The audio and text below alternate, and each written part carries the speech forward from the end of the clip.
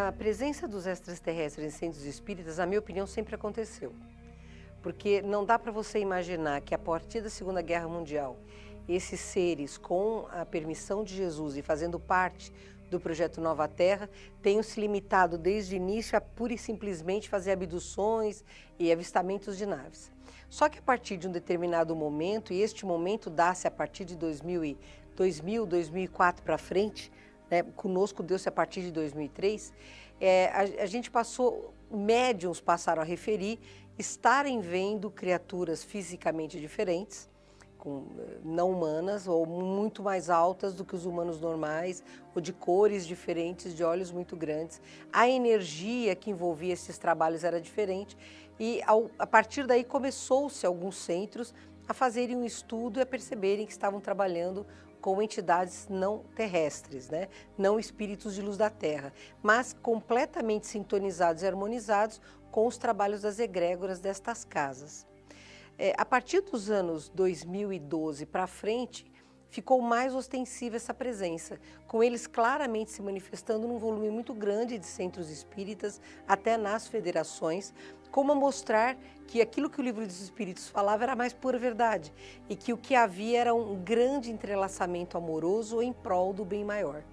Hoje é normal, a gente recebe aí uma média de 400 e-mails, WhatsApps e Facebooks por dia, né, no Messenger, de espíritas do Brasil inteiro, de Portugal também, e de fora de Portugal, pedindo notícias, pedindo esclarecimentos, porque eles estão percebendo entidades trabalhando lá de forma diferente daquela que eles trabalhavam, com energias diferentes, fluidos diferentes. Eu fui palestrar num espaço em São Paulo chamado Giordano Bruno, um espaço de alto nível de palestras ufológicas. Enquanto eu estava palestrando, a Paula, que é a esposa do dono do espaço, o Dino, é um centro de estudos, começou a tirar fotografias minhas.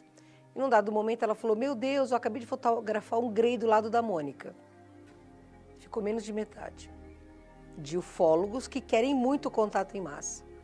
Imagina o que aconteceria se houvesse um contato em massa hoje, onde a maior parte dos filmes que você tem, tratando de extraterrestres, é no sentido deles nos invadirem, nos desrespeitarem, né, com tecnologia superior. Então, a humanidade ela já vem de muito medo, ainda mais agora nessa situação que a gente está passando, com Putin, Trump, o rapaz lá em Pyongyang, na Coreia do Norte, né? Nós estamos vivendo momentos de exceção.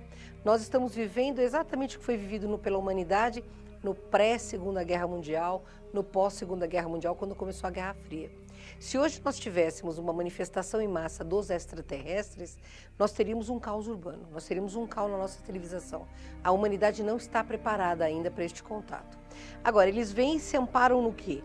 Na codificação de 1857, em que no Livro dos Espíritos, a egrégora Espírito da Verdade fala claramente da vida extraplanetária.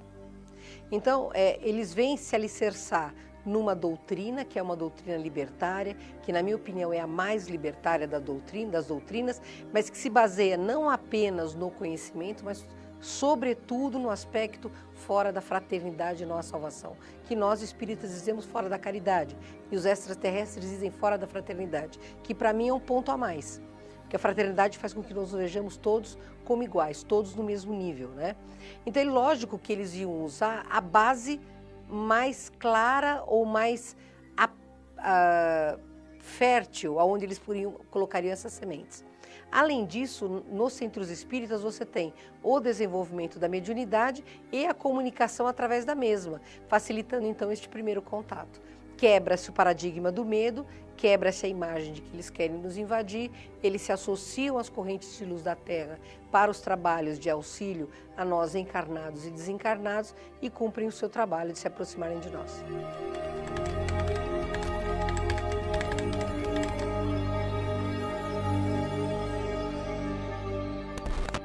A diferenciação tem que ser pela percepção do fluido, né? E quando eles se apresentam inicialmente, a temperatura do ambiente onde eles estão cai bastante. É normal queimar lâmpada, os aparelhos elétricos ficarem malucos, tipo o som parar de funcionar. Existe uma interferência clara porque é o campo de estática deles, dos aparelhos deles, né? Não se esqueça que a maioria deles são seres encarnados que em desdobramento deixam o corpo na nave e vêm se manifestar junto às correntes de luz. Nem todos têm corpo físico, mas aqueles que estão adidos à Terra, até por uma similaridade energética, têm, e eles exercitam o desdobramento lúcido com muito mais facilidade que nós, porque a mediunidade para eles já é bastante ostensiva e expandida, né? Eles não passam por desenvolvimento mediúnico. As crianças têm desenvolvimento mediúnico, clareaudiência, psicografia, incorporação, eu não sei se dá no nível deles, mas telepatia, intuição, então isso facilita para eles. O que a gente sente, eu vou te falar, é como médium, né? Quando eu tenho a incorporação semiconsciente ou consciente de uma entidade de luz ou não da Terra, eu sinto claramente a rede emocional deste ser. De um dos meus mentores, seja de um obsessor. Você sente a similaridade emocional. Você sente o fluido, é um fluido quente, ele se refere a alguma parte do seu corpo físico. Se é do seu mentor, você já reconhece aquilo porque é o cartão de visita, né, como ele se identifica. Com o extraterrestre é diferente. Você não sente nenhum tipo de sentimento. Não que eles não os tenham, mas eles têm o sentimento vamos dizer, numa caixa de harmonia maior. Você não sente com tanta facilidade. O fluido deles você tem muita dificuldade porque ele é extremamente sutil, né? Não é fácil de perceber. Mas quando eu percebo, por exemplo, é na minha nuca. E isso acontece com todos os médiuns da Casa do Consolador. A gente sempre sente a presença deles como um toque na nossa nuca. E eles não incorporam, né? O processo com eles chama-se canalização.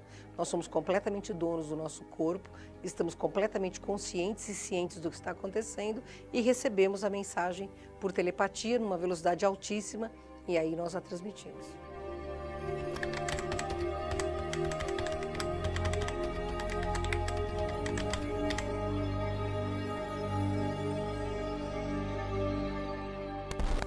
As que têm evolução moral superior à nossa, com toda certeza.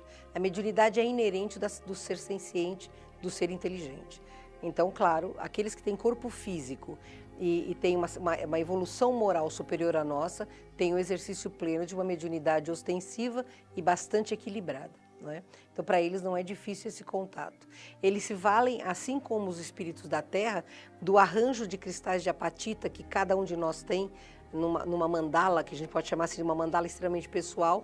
Eles se valem do mesmo mecanismo, emitindo a onda que é captada em reverberação nesses cristais, até que ela atinja uma frequência de onda que os nossos neurônios sabem ler, e aí se dá a comunicação. Então, ainda que seja um processo de canalização, você tem o necessário estabelecimento de um elo mental, que no caso de um mentor da Terra, na incorporação a gente chama de gerador mediúnico.